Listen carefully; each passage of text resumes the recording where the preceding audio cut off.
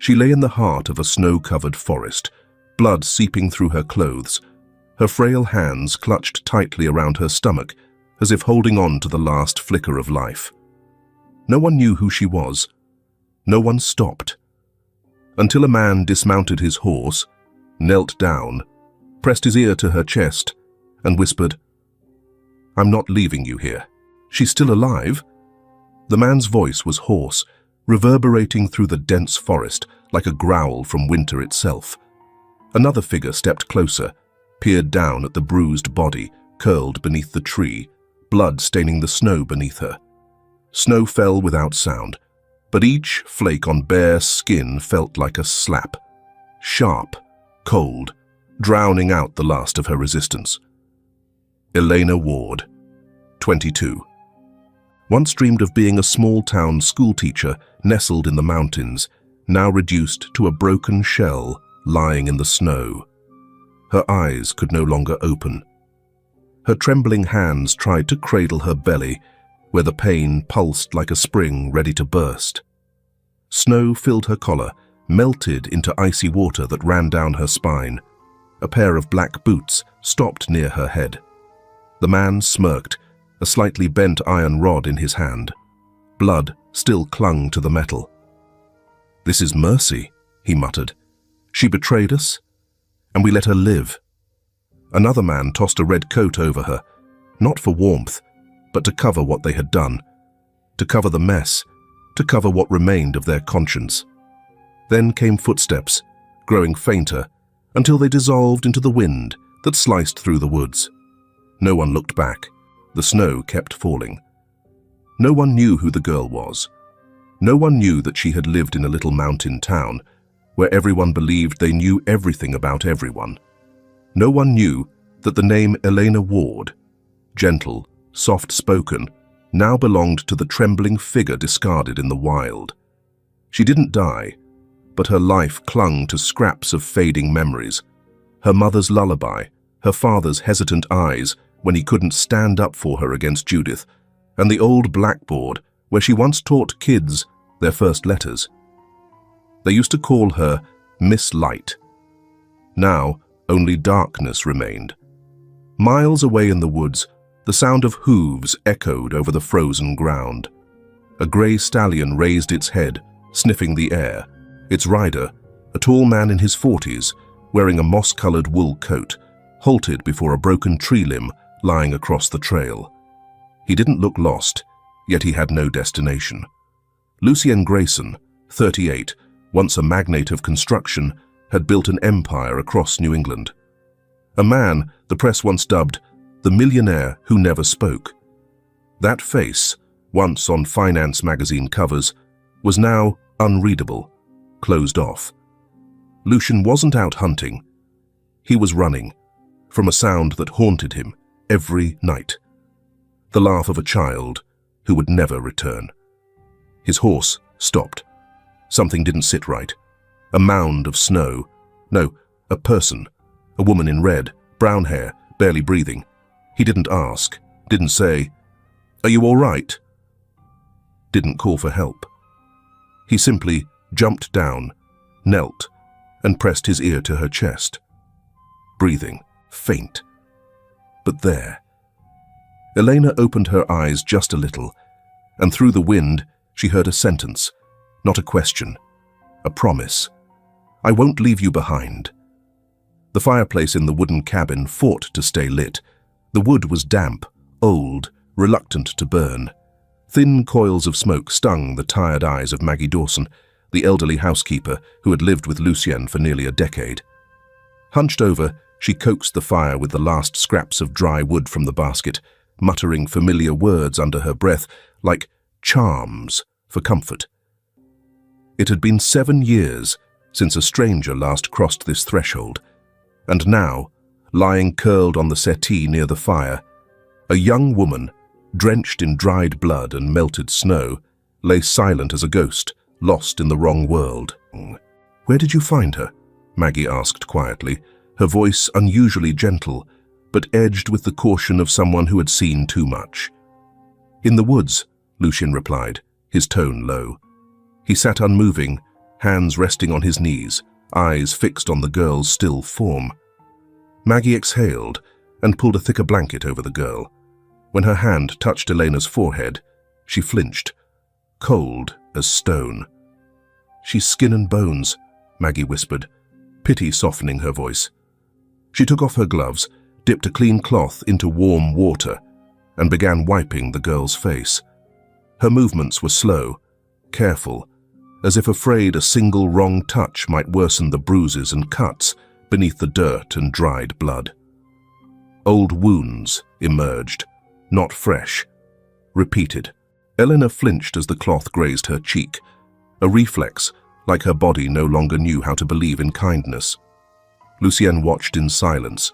His hands were still stained with her blood, blood that bore the weight of a truth no one dared to name. And because of it, he couldn't walk away. After some warm water, damp cloths, and a small dose of fever medicine, Maggie gently patted Elena's hand, adjusted the blanket, and stepped back. "Rest now, child," she whispered. "No one will hurt you here." And Elena slipped into sleep. It wasn't deep, more like a door shut loosely against the storm behind it. But soon, the crackle of the fire seemed to pull her back. She jolted awake. Sweat soaked her back, and the warm blanket felt suddenly like a net. Her breath came in short bursts, eyes darting around the wooden room, one she didn't remember entering. A door creaked open. The scent of herbal tea drifted in. Maggie was in the kitchen, brewing tea like a mother tending to a sick child. By the fireplace, Lucien still sat, unmoving. His gaze softened when she opened her eyes, but he didn't approach, as if knowing the space she needed to feel safe. Elena shrank back, clutching the blanket to her chin, voice rough, wary. "Who are you?" Lucien didn't answer right away. He looked at her for a long moment, his eyes steady, without demand. Only presence, only quiet assurance. "I was passing through the woods," he finally said, "and you were someone I couldn't walk away from." Her brow furrowed. Her eyes, still wet, still full of fear, narrowed. "Are you one of them?" This time, Lucien bowed his head slightly.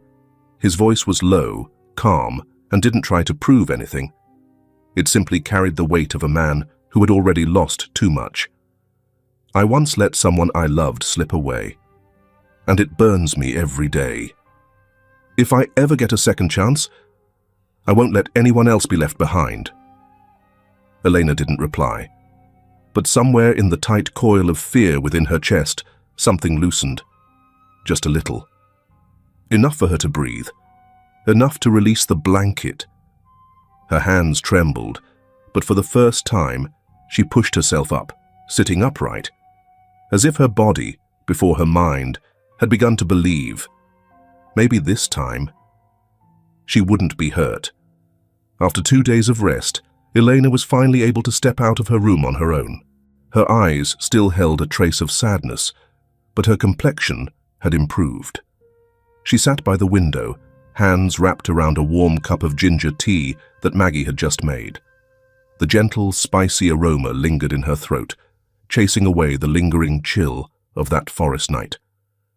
The wooden kitchen grew cozy with the scent of butter-sautéed onions and slow-stewed carrots. Maggie, the elderly housekeeper who had lived with Lucien for nearly a decade, was tasting the soup with a chipped wooden spoon. She stirred it gently, glancing sideways at Eleanor, who had quietly walked in, still cradling her half-finished tea. "I made something easy to eat. Just carrots and potatoes. No bitterness, no spice, no nightmares." Elena didn't reply, but she pulled out a chair and sat at the table, eyes fixed on the tray of soup and the slice of toast with its edges slightly burnt. It was a small gesture, but enough to make Maggie pause for the briefest moment before she resumed stirring the pot. Expression calm, as though she hadn't noticed the shift. "You're the first person to walk into this kitchen besides me and the master. In 10 years. Still, Eleanor said nothing. She simply picked up the spoon and took a bite. For the first time since she'd arrived, she finished the entire bowl. As the afternoon faded, Maggie wiped the table and went out to the garden to cut fresh mint. Lucien stepped into the kitchen, a heat pad and a bottle of ointment in his hands. He meant to set them down beside Eleanor, but as he reached out, she flinched. Her body jerked away, hitting the chair hard, and the spoon clattered to the floor. Elena was breathing fast, her face drained of color. Lucien stood frozen for a moment. Then, slowly, he bent down and picked up the spoon. His eyes never left her. "I'm sorry," he said quietly. "I didn't mean to get that close." She didn't answer, but her whole body was tense, strung tight like a wire. Her eyes were wild, not because of him, but because of something deeper. Lucien stepped back. He took a seat across from her, leaving space. "I don't know who did that to you, but I do know. Fear like that doesn't come from just one time." Elena bit her lip. She nodded, not in confirmation, but in quiet recognition of the truth in his words. A moment passed in silence, but in that silence, the untold became understood. "I used to want to be a teacher," Elena said eventually, her voice calm but slow, like she had just found the strength to say it aloud.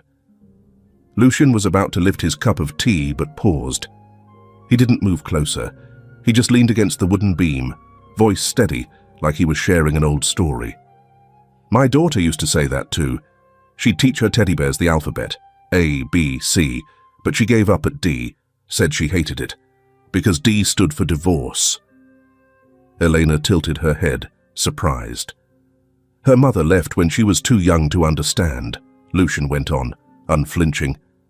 "I failed at keeping our family together, and when I finally had the chance to make it right, an accident took her from me."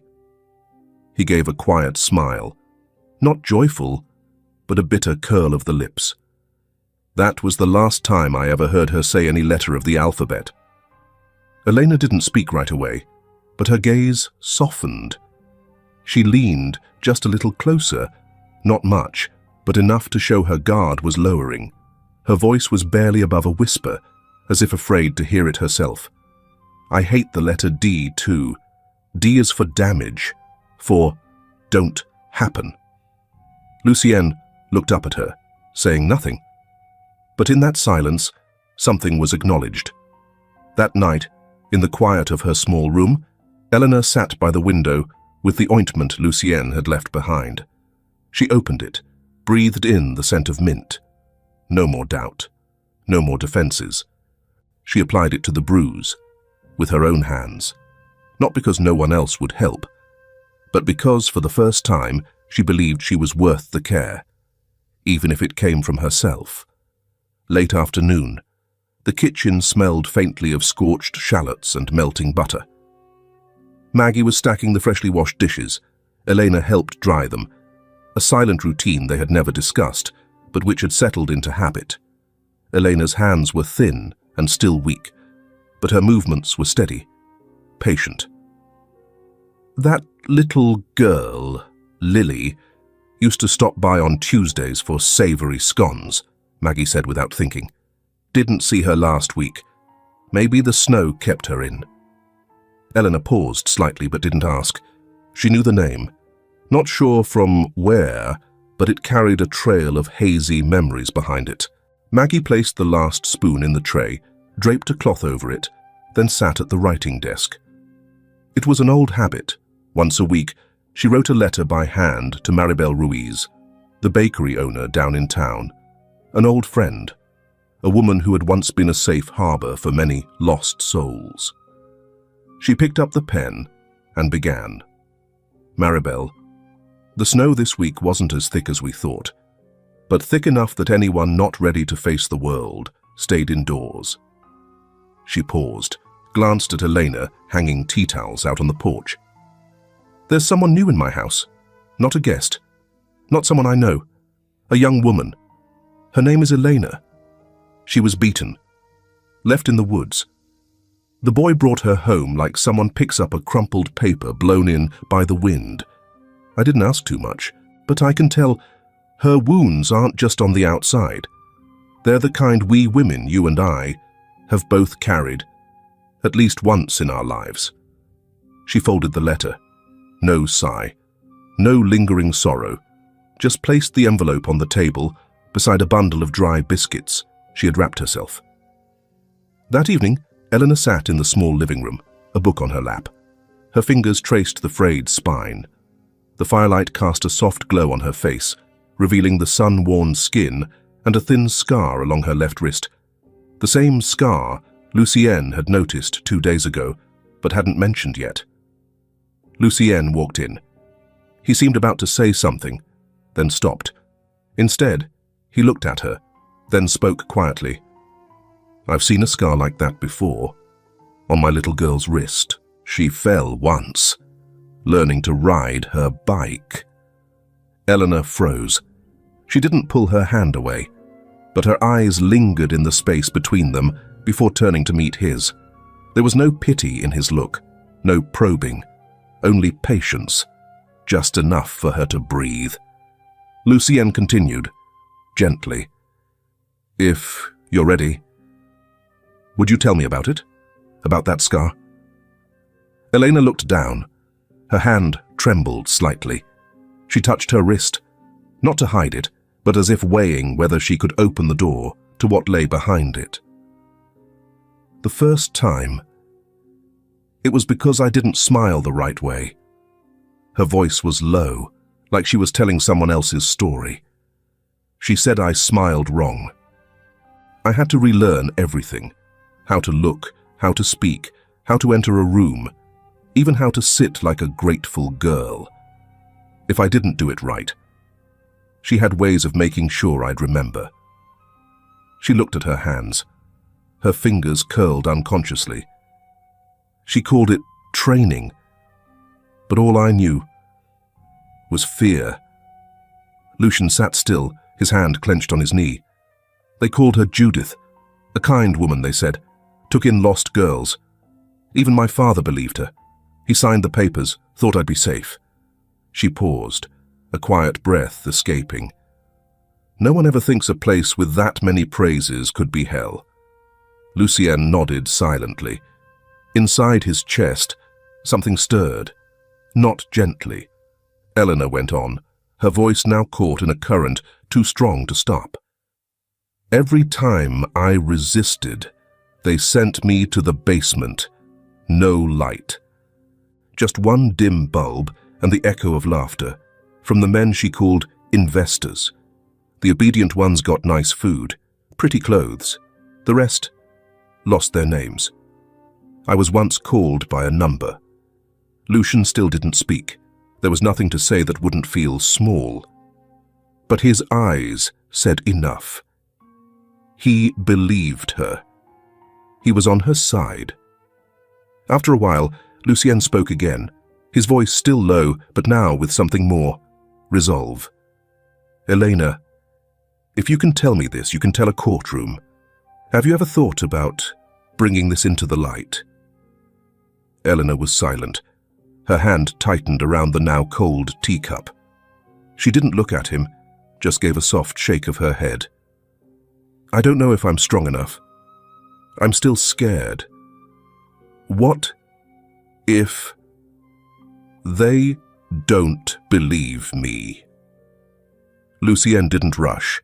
He waited through a few quiet breaths, then leaned slightly forward, voice sincere. There are so many girls out there like you, still waiting, still hurting. If you speak, you won't just save yourself. You'll save them too. You won't have to fight alone. Elena looked up. Her eyes were no longer lost, but full of turbulence, fear, doubt, but also something newly lit, like a flame in the middle of a snowy night. I'll think about it, she whispered. I'll try. That morning, instead of preparing breakfast like she usually did, Mrs. Maggie quietly wrapped a wool scarf around Eleanor's neck. The fresh air will help you breathe easier, she said. her hands still busy packing dry bread and a few slices of apple into a basket. Besides, you need to see people.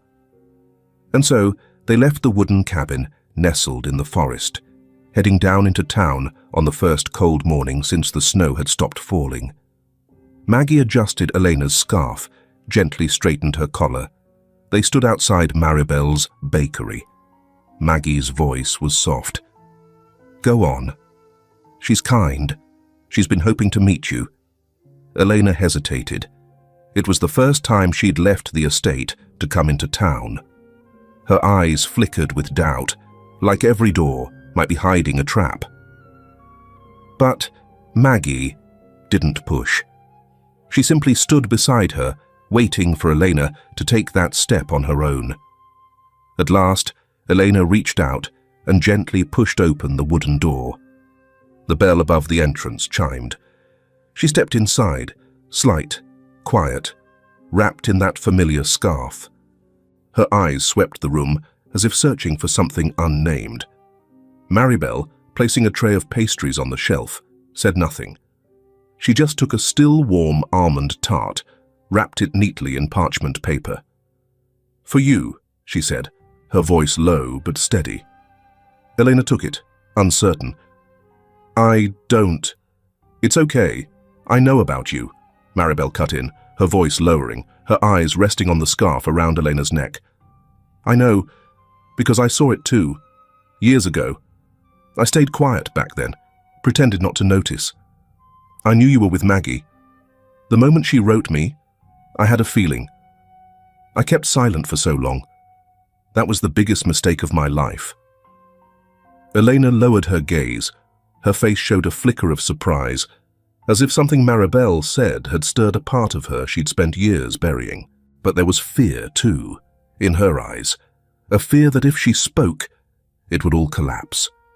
That no one would believe her. That no one would stand beside her. Her fingers gripped the parchment around the pastry, like she was holding on to something slipping from her hands. She didn't look up, but she didn't turn away either. As if in that quiet moment, someone had just offered her a chance. Small, but real. That afternoon, Sheriff Tom Halley, who had served this town for over 30 years, happened to step into the bakery just as Elena and Maggie slipped out the back.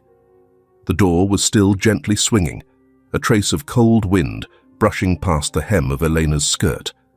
Tom entered, hat dusted from the road, his thick coat still holding the chill. His eyes swept the bakery. It still smelled of butter and cinnamon like always, but something felt different. Maribel Ruiz was returning a tray to the shelf, glancing toward the door before turning to him. "Black coffee. No sugar?" she asked, already reaching for the white ceramic cup. Tom nodded, pulling out a chair.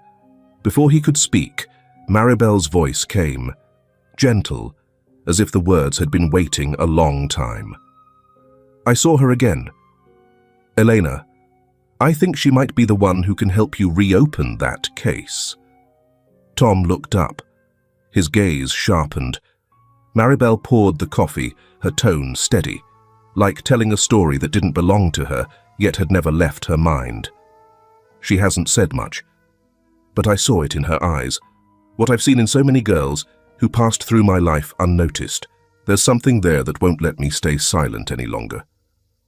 Tom's hand tightened around the coffee cup. A pause settled in. Then Maribel bent down, pulled a faded invoice from the bottom shelf, and placed it on the counter. "You remember this name, don't you? Nora Levens. She used to work for Judith Ward." Tom took the paper. His eyes narrowed. The past hit him like a cold wind blown straight into memory. 2 years ago, I saw that name in a case file. Investigation was shut down quickly. A few anonymous complaints. One handwritten letter. Something's wrong in that house. But no one stepped forward. No one dared. He set the invoice down, exhaled slowly. His face bore the quiet weight of someone who had once missed something that mattered. Maribel nodded, her hand tightening on the edge of her apron. "I'm not sure how much I can help, but I do know one thing. I'm not staying silent ever again." Outside, snow had begun to fall again, and in the rising steam of hot coffee, the baker and the sheriff exchanged a long look. One holding pastries, the other the law. Both understanding. Some truths, if not dug up today, would be buried forever. Tom didn't answer right away, but as he glanced toward the back door, where Elena had vanished, his eyes hardened slightly. There was something unspoken there, but whatever surrounded that girl, it demanded attention. He stayed a few more minutes, then stood slowly, like someone weighing something heavier than duty. By late afternoon, the wind had picked up. The sky hung grey and still, as if holding back rain.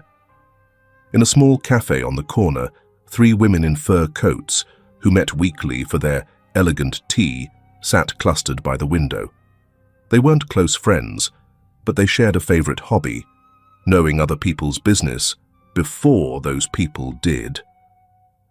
Today's buzz came courtesy of Mrs. Catherine, who'd happened to walk past Maribel's and caught a glimpse of Maggie guiding a strange girl out the back, shaky, head covered, but her eyes familiar. "I heard she was sent to an institution once," Mrs. Catherine whispered first, barely containing her intrigue. "I heard she came back to cling to Grayson. Typical messy woman," the second one added, with a smug sip. "Or maybe she's really crazy. Girls like that. They're prone to doing something stupid," the last chimed in. None of them bothered to confirm her name. Rumors had already traveled faster than truth ever could. All 3 giggled quietly, as if they'd just stirred poison into their tea. Sweet, smooth poison they swallowed every week. Down the quiet street, Elena walked slowly past the village market. Her eyes avoided the faces she passed, but her ears caught the whispers. No one looking directly at her, yet everyone pretending not to notice. Where are you listening to this story? If you are lying in bed, comment bed. If you are sitting on the sofa, type glass midday. Tom returned to the office. A stack of unresolved case files lay waiting on his desk, but he didn't spare them a glance. His eyes landed instead on a small receipt, the one Maribel had handed him. The name Jake pulled at something in his memory. A previous investigation involving unregistered transport routes going up to the northern camp. That area had once been linked to several troubling incidents. Tom reached for the phone, ready to call Jake, then stopped himself. He needed more than a hunch. Something told him this wasn't just small-town gossip. A knock broke the silence. Tom looked up. Lucian Grayson stood in the doorway. No appointment, wrapped in a heavy knit coat, eyes sharp and cold. "Sheriff Halley?" Lucian spoke first. "I'm Lucian Grayson. I believe you know, I was the one who brought that girl, Elena, back home." Tom nodded, gestured for him to sit. Lucien didn't waste time. He sat down, but didn't lean back. His whole posture was taut, as if strung too tight. "She told me a few things about her stepmother, Judith. Not much, but enough to know something's been wrong for a long time. I need to ask, has that name ever come up in any of your investigations?" Tom paused, then pulled open a drawer. He took out an old file. "We had a few anonymous complaints 2 years ago. Nothing stuck. Names were redacted due to lack of evidence. But if you're asking..." He flipped through the pages, his finger pausing on one entry. "Judith Ward, suspected involvement in fraudulent marriages and disappearances." Next to her name were 2 others, Clive Morgan, her private attorney, and James Deacon, owner of the Northern Camp. The case had been opened, then quietly closed. There hadn't been enough witness testimony, no hard proof. Some who had come forward later retracted their statements, most likely under pressure. And at the time, town officials, many with ties to Judith, leaned heavily against further inquiry. Tom exhaled, then added, She took in young girls, orphans, kids from broken homes, said she was helping them, giving them a future. And on paper, everything checked out: scholarships, counseling, housing. But after a while, most of the girls disappeared. Some were married off to older, wealthy men, many of whom had prior allegations of abuse. Elena might be one of the few who stayed too long or fought back. The room thickened with tension. Tom turned the page, scribbled a few notes. After Lucienne left the station, Tom sent a deputy to confirm transport logs. It was the deputy who met Jake, the horse-drawn wagon driver, and confirmed that a young woman had traveled alone that day to the northern camp. Everything was documented. That same afternoon, Lucienne received a call from an unknown number.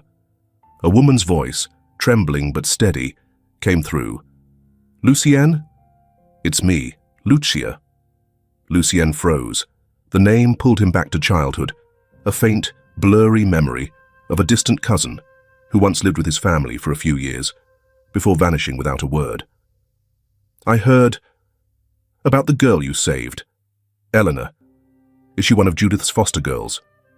Lucienne paused, then answered, "Yes." "Then I need to see you. There's something I need to tell you. And if you're really trying to bring the truth to light, maybe I can help." The next evening, at an upscale cafe downtown, Lucienne sat across from Lucia.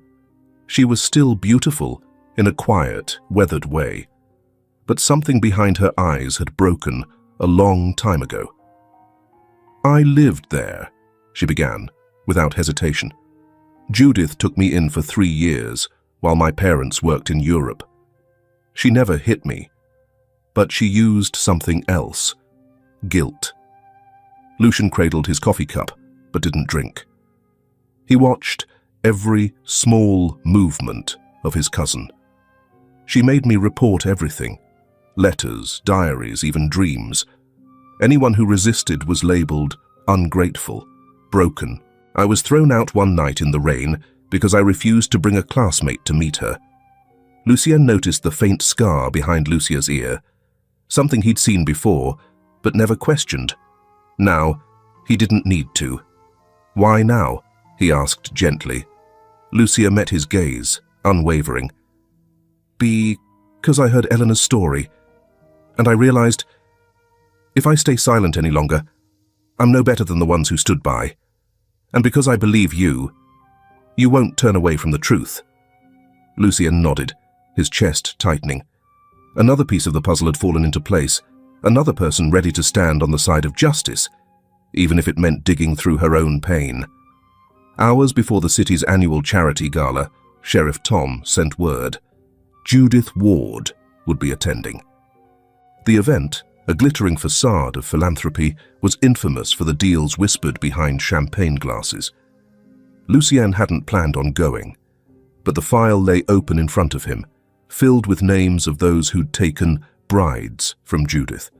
And Elena's words from the day before echoed in his mind. "They didn't just hurt me." He put on his coat. No driver this time. He wasn't going there to confront. Not yet. He needed to see her, to look into the eyes of the woman who had lived behind lies for so long. To make sure he wasn't wrong about Eleanor. Lucian entered the ballroom. He didn't approach her, but across the sea of people, their eyes met. Judith froze. Her smile stayed, but her hand clenched subtly around her wine glass. Neither spoke. But in that silence, something was declared. Meanwhile, in a small bar near the miners' quarters, Samuel Ward, Elena's father, sat alone. The whiskey bottle in front of him was nearly empty. "What did I do to my daughter?" His voice cracked, eyes red, the words barely escaping his throat. The bartender refilled his glass without a word. Samuel slumped over the table. No one in the bar knew the story, but they all looked away, as if remorse was something that could spread just by meeting your eyes. That night, under a moonless sky, the wheels of justice began to turn, quietly, but without pause. The very next morning, Sheriff Tom summoned his two most trusted deputies into his office. With the information Lucien had shared and the old files he had unearthed, Tom knew he could no longer afford to wait. "We need to start with the two most suspicious names," he said quietly, placing two folders on the desk. Clive Morgan, James Deacon. Clive Morgan had long served as Judith Ward's personal attorney. For years, he handled her civil affairs, adoption paperwork, private settlements, and discreet contracts with struggling families. There had once been allegations, never proven, that Clive had forged documents to legitimize Judith's staged marriages. But without a witness willing to speak, the case had faded into silence, buried in the archives like a forgotten sin. James Deacon, by contrast, was the owner of a large farm in the remote northern outskirts of town. Few people ventured there. It had long been rumored that the farm served as a kind of training ground for young women sent by Judith's charitable organizations, girls who were promised a future, a skill, a chance. But none of them ever came back to the village, and no one ever asked why. One deputy was sent to Clive Morgan's office under the pretense of a routine audit of legal records. The other headed north to Deacon's farm, carrying a court order to inspect the staff registry and labor records under state employment law. Sheriff Tom made no public announcement. He knew one wrong move, one loose word, could make every piece of evidence vanish. But he also knew this: if he didn't act now, there would be more girls like Elena, erased quietly from the world. And no one would dare ask why. That same morning, he filed a request to reopen the Judith Ward case on the grounds that a new witness had come forward, ready to speak. Meanwhile, in a small room behind an old chapel on the edge of town, Father Raphael sat in silence. He had once led the Sunday services at the ancient stone church Judith Ward often donated to. The wooden crucifix still hung where it always had, but something inside him had shifted. On the worn desk before him lay a battered notebook. He opened it with trembling fingers, flipping to a page yellowed by time. The note, hastily scribbled, read, "Eleanor Ward, requested shelter, injured, cause unknown." Judith picked her up later. It was the only time the girl had come to him. She had worn a torn coat, her eyes swollen, her voice silent. She only asked for one night's sleep in the back room. But less than an hour later, Judith had arrived, with two private officers in tow. She told him Elena was suffering from a psychotic episode, family history. Father Raphael hadn't believed her, but fear had held him back. Fear of trouble. Fear of losing Judith's monthly donations to the church. "Dear Lord," he whispered now, his voice breaking, "if you grant me one more chance, let me make it right." At that same moment, down the dim corridor of a worn-down hospital, a nurse named Carla was digging through the electronic archives. Her screen blinked to life, displaying a patient record. Elena Ward, diagnosis, acute psychosis. Beneath it, the faint signature of Dr. Langston. Carla stared at the screen, unmoving. She remembered that night, nearly a year ago, when Judith walked into the nurse's station, placed a thick envelope on the desk, and said, "Write exactly what I say. She's unstable. She needs urgent psychiatric care." Carla had written the report and never asked questions. Now, she tore a printed copy of that old report from the machine and slipped it into her pocket. "I won't look away again," she murmured. Then she stood and left the archive room, her footsteps fast, purposeful. Elsewhere, in a small living room bathed in quiet morning light, Elena stood in front of a mirror. She brushed her hair gently, not to erase the past, but to see herself more clearly. There had been a time when she no longer knew who she was, when her reflection felt like a stranger. But now, people, strangers, were beginning to speak for her, and in their voices, she was starting to hear her own. She took a breath. This time, she would speak, and she would not be afraid. A misty morning cloaked the town as the city hall opened earlier than usual. Outside, villagers began to gather, some curious, others quietly supportive. The national flag fluttered weakly in the cold wind, like an old witness who no longer believed in justice, but remained standing anyway. Elena sat alone in the small waiting room behind the courtroom. Maggie rested a hand on her shoulder, saying nothing, but offering more comfort than words ever could. Lucien stood silently in the corner, arms crossed, eyes never leaving Elena. He knew that if she even looked his way, he'd come to her. Elena closed her eyes for a moment.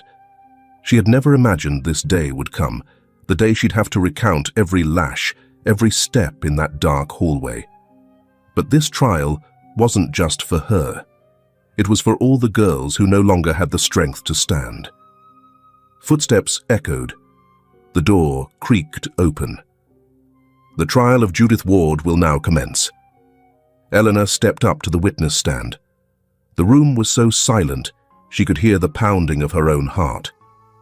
Judith sat below, calm, poised, like she was attending a luxury press conference. A thin smile curled on her lips, controlled, deliberate, as if everything was going exactly according to plan. Behind her, Lucien sat beside Sheriff Tom. Both men looked exhausted.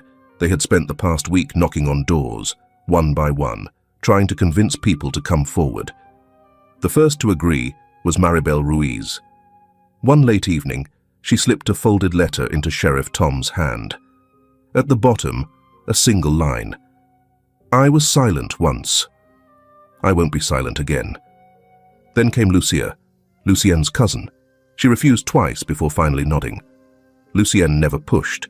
He just told stories about Elena, about Lily, about the forgotten names. Lucia cried.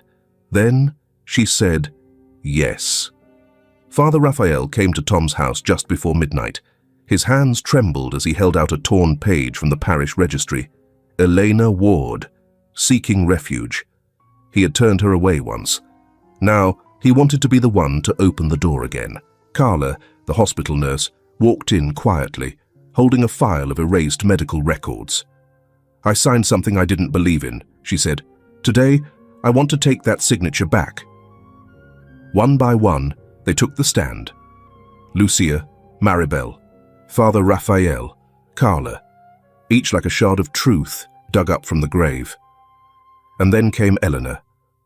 Her voice wasn't loud, wasn't shaking, but it was deep, cutting.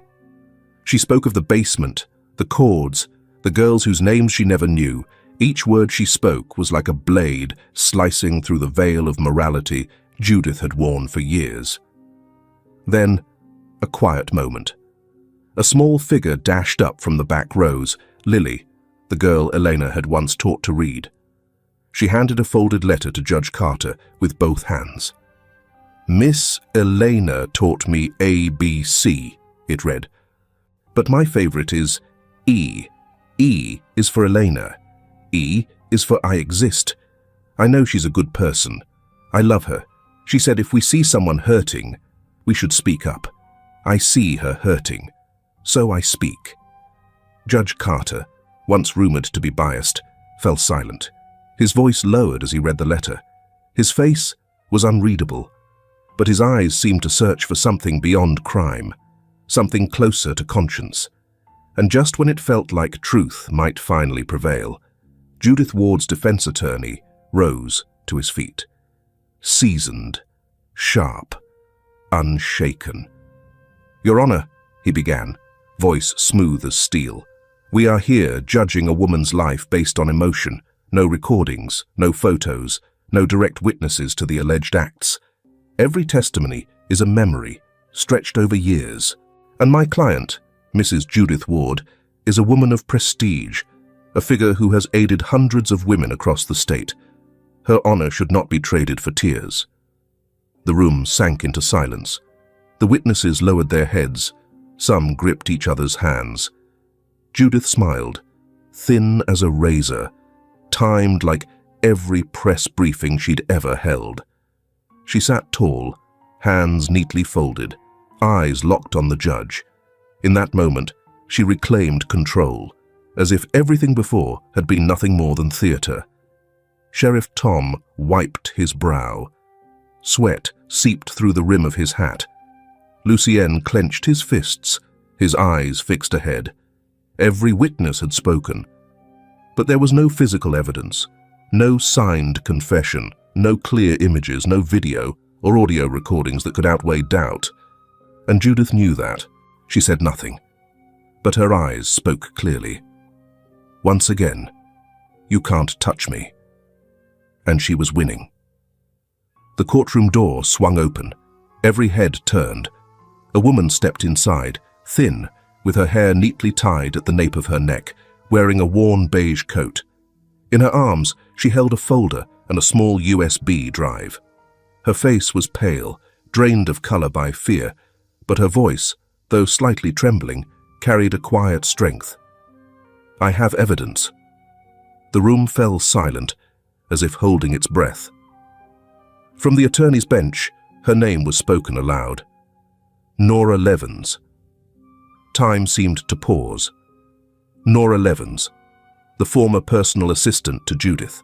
For nearly 6 years, she had lived in the woman's mansion, arranging her charity work, managing the rotation of young girls who came and went under the guise of goodwill. But then, one night, 2 years ago, Nora disappeared. Rumors claimed she'd had a breakdown. Some said she'd moved away. No one knew the truth, except one person who never believed she left by choice. Lucien Grayson. The night before the trial, Lucien had quietly left the estate. In his coat pocket was a small slip of paper handed to him by Sheriff Tom, a man who once served under Judith, now disillusioned. The note bore an old name, a location. 70 miles out, hidden deep in a forested stretch beyond town, Lucien arrived at a run-down rental cabin. The door creaked open. A woman peeked through, her eyes hollow, stripped of hope. "Who are you?" she asked warily. Lucien didn't answer. Instead, he pulled from his coat a pale grey woolen scarf, Elena's scarf. It still carried a smear of dried blood. His voice was low, steady. "She's still alive? But she can't stand on her own?" Nora moved to shut the door.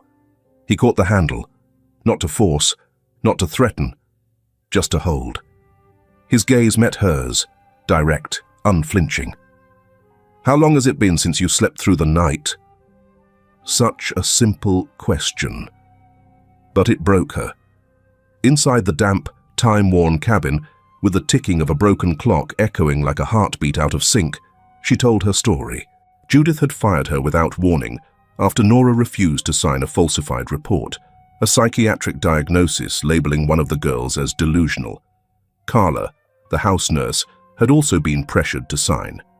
That night, Nora was thrown out, threatened into silence. And now, she was back. Nora handed over the USB, a video file showing Judith slapping a brown-haired girl and threatening her. A male voice could be heard saying, "We already paid." Following that were scanned copies of confidential agreements bearing Judith's signature, donation records, and handwritten notes in the margins. "Send her tomorrow night. Avoid the main checkpoint." Judge Carter gripped the arms of his chair tightly. Behind him, the screen flickered to life. Judith's face appeared, cold, unrecognizable, no longer the poised philanthropist, but a woman stripped of masks, exposed as a systematic manipulator. The courtroom was stone still. Lucien exhaled slowly, eyes closed. He had placed his faith in someone deeply wounded, and she had not let him down.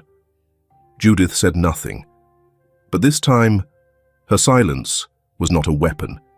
It was the sound of a crumbling wall. Just as the judge raised his gavel to call a recess, another voice broke the quiet. I need to say something." It was Eleanor. Her hands shook, but her voice did not. She stepped forward into the center of the room, her eyes meeting each face one by one. "I was the last girl to live in that house, but I wasn't the only one. There were others. Some are dead. Some vanished. No one believed them. They were called liars, called crazy.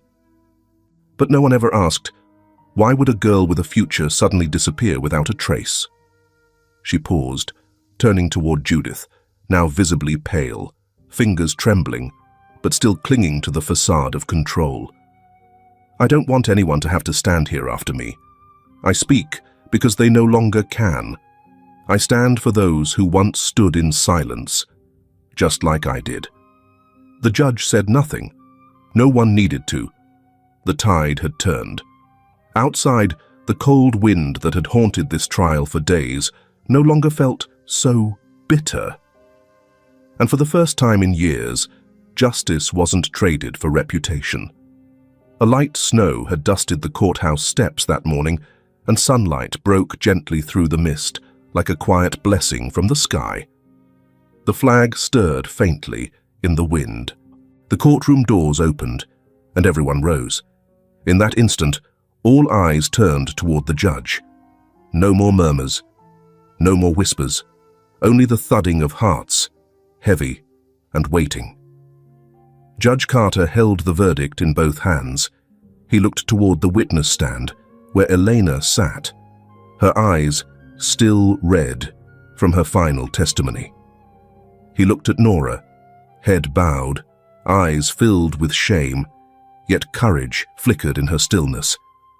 And then at Judith, the woman whose chin remained high, though her fingers had begun to twitch involuntarily, a tremor betraying the crack beneath her control. When he spoke, his voice was not loud, but every word landed like the final strike of a gavel. Judith Ward, charged with human trafficking, falsifying medical records, and complicity in a series of human rights violations, sentenced to 15 years in federal prison. No one exhaled, no applause, only a quiet sob, perhaps from Lucia or Carla. Elena did not blink. Judith lifted her head, her lips pressed into a tight line. Her eyes scanned the room, searching, desperately, for a familiar gaze. A friend, an ally, someone who still believed her. But the room where she once stood so confidently, preaching charity and goodwill, now met her with nothing but quiet, unwavering stares. No one returned her final glance. Sheriff Tom stood, giving a small nod to the two deputies. They approached, placing cuffs on Judith's wrists with motions that were both professional and weighty. She didn't resist, but her lips trembled, not from the cold, but because, for the first time, she no longer controlled the narrative. Lucien remained seated, but within him, something slowly released. Not triumph, but closure. An end to something that had long left him helpless. Nora lowered her head. She didn't cry, but her hands gripped each other tightly beneath her knees. Perhaps now, she would sleep through the night, undisturbed. Elena turned her face away, not out of avoidance, but to preserve a sliver of privacy. For the moment her wounds began, finally, to close. Out in the courthouse corridor, Samuel Ward, the silver-haired man with lost eyes, waited for her. When Elena stepped out, he approached. He didn't touch her. He only removed his old wool cap. "I'm sorry. I should have protected you when I still had the chance." Elena froze. The man before her, the father who once held her close through sleepless nights after her mother's death, now stood like a stranger. Years ago, when his wife passed, Samuel collapsed inward, and Judith, with her sweet smile and cold eyes, walked into their lives. Desperate for something to cling to, Samuel gave her everything: his finances, his name, his trust, and his daughter. When Elena first resisted, refusing an arranged marriage to a man 20 years older, Samuel had said nothing. And that silence was Judith's green light to send her to a reform center that was, in truth, a front for trafficking women. Elena looked at him. A long silence, longer than the years she spent trapped in fear, hung between them. But in her eyes, there was no rage left, only the hollow quiet of a child who waited to be protected, and never was. I know. No embrace, no tears, but also no hatred. He nodded once and turned away, his figure folding into the soft fall of the first snow. Elsewhere, Sheriff Tom handed 2 more warrants to his deputies, one for Clive Morgan, the attorney who had enabled Judith's crimes, and another for Mayor Ford, the man who had buried the truth for years. "No one stands above the law," Tom said quietly. At that very moment, atop the hill behind the Grayson estate, Lucien and Elena sat side by side. Before them, the forest was slowly waking from frost. The first green tips of pine broke through the frozen earth. "I don't want to leave anymore," she whispered, "because not every place has someone who stops, for someone who forgot how to be themselves." Lucien didn't answer. He simply held her hand, not to keep her, but to walk with her. Eleanor looked up, the trees, the smoke from chimneys, the sky painted in shades of dusk. Nothing had changed. And yet inside her, something stirred. For the first time, she saw this place for what it could be: a home, not a hiding place, not just shelter with a lock, but a space where her breathing didn't need to be small, where silence wasn't dangerous, but peaceful, where the air didn't carry fear, only the scent of warmth and something beginning. In the center of town, the bakery windows glowed with golden light. Inside, Maggie sat beside Maribel and 2 village women, their heads bowed over yards of simple white cloth. The fabric wasn't new, it wasn't fancy, but their hands moved with reverence, each stitch done slowly, as if honoring something no one dared name aloud. "This isn't just a dress," Maggie said softly, not lifting her eyes. "It's a quiet kind of promise." Maribel nodded, her fingers smoothing the fabric with the same care she gave her bread. "It's what she'll wear when she finally steps into the life she's built, not the one she ran from." Clara, the youngest of them, embroidered a row of tiny white wildflowers along the hem, not because it would be seen, but because it would be felt. They didn't speak much after that. The sewing became a kind of prayer, a tribute to the women they once were, and the women they refused to let be forgotten. By sunset, the dress hung near the window, lit by soft amber light. It swayed gently, catching the scent of fresh orange buns and warm sugar. Not perfect, but real and ready. The day of the wedding, Elena stood at the mirror. She touched the fabric of the dress, the seams so lovingly sewn, the embroidery so quietly powerful. There was no veil, no jewelry, just her, and a dress made from the belief of people who'd stayed. For the first time, when she looked at her reflection, she didn't search for proof that she belonged. She simply did. That evening, the house settled into stillness. Lucien sat beside her, both hands wrapped around a mug of tea. They didn't speak, didn't need to. The silence was full, not of fear, but of peace. Elena looked around the room, the soft lamplight, the worn wood, the faint sound of snow falling again. Everything looked the same, but she had changed. "I never thought I'd be the one who stayed," she whispered. Lucien didn't answer immediately. Then, with the same quiet steadiness that had carried them here, He replied, "You didn't stay. You rebuilt." Maribel placed a wedding cake on the table, almond and orange marmalade filling, topped with sugar glaze as white as snow. "She didn't just survive," Maribel whispered. "She became part of us." The wind blew again, but this time the town didn't shudder. Elena had chosen to stay, and somehow life had chosen to begin again, through her. That morning, the small town woke to the sound of church bells and the warm scent of baked goods drifting from Maribel's bakery. A soft layer of snow blanketed the rooftops, but the air wasn't bitter, just crisp enough to feel like nature's quiet blessing. Down the path that led to the Grayson estate, footprints marked a careful trail across the freshly fallen snow. The townspeople, everyone from the postman to the elderly couple who lived near the edge of the woods, were dressed in their best. Some carried bouquets of wildflowers. Others held old handkerchiefs embroidered with the name Elena. They weren't there out of curiosity. They were there because they had seen it all. The backyard of the estate had been transformed with modest grace. White ribbons fluttered gently in the breeze, hand-woven wreaths hung on weathered posts, and rows of wooden chairs were arranged neatly in the snow-dusted lawn. No official invitations had been sent. They came because they had once signed their names to a petition. This wasn't just a wedding. It was a confirmation that someone once cast aside could still be chosen, could still be loved and believed in.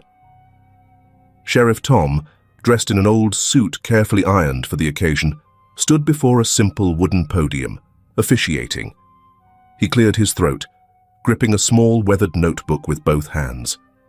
His eyes were tinged with red, not from the cold, but from something older and softer.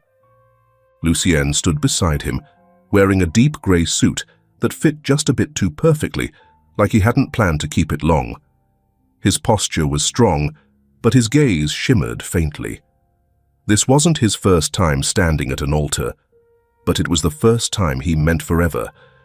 Music began to play, not from speakers, but from the trembling strings of an old violin held by a boy once orphaned, whom Elena had tutored when no one else would. Lily, the little girl who used to sneak into the library just to hear Eleanor's stories, walked ahead, tossing petals with her small hands. Her white dress was stained with dirt from earlier mischief, but her smile sparkled like a real snowflake.